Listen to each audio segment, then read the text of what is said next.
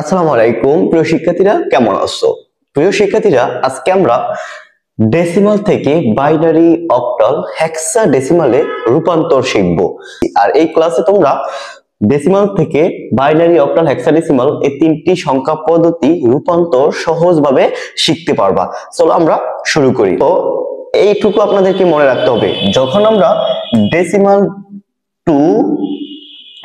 Two এই তিনটি সংখ্যা পদ্ধতিতে আসব, যখন আমরা ডেসিমাল টু বাইনারি, অক্টাল, হেক্সাডেসিমালে আসব, তখন আমাদেরকে কোন পদ্ধতি মেনে চলতে হবে? তখন আমাদেরকে ভাগ করার পদ্ধতি মেনে চলতে হবে। ডেসিমাল থেকে যখন এই তিনটি সংখ্যা পদ্ধতিতে আসব, তখন আমাদেরকে ভাগ করার পদ্ধতি মেনে চলতে হবে এবং এই তিনটির বেস দ্বারা ভাগ করতে হবে। তো আমরা এখন শুরু করি। দেখো, 30 আছে ডেসিমালে, এটার বাইনারি মান বের করতে হবে বাইনারির বেস দ্বারা। 50 আছে ডেসিমালে, এটার অক্টাল মান বের করতে হবে অক্টালের বেস দ্বারা। দেখো, 70 আছে ডেসিমালে, এটার হেক্সাডেসিমাল মান বের করতে হবে এই হেক্সাডেসিমালের বেস দ্বারা।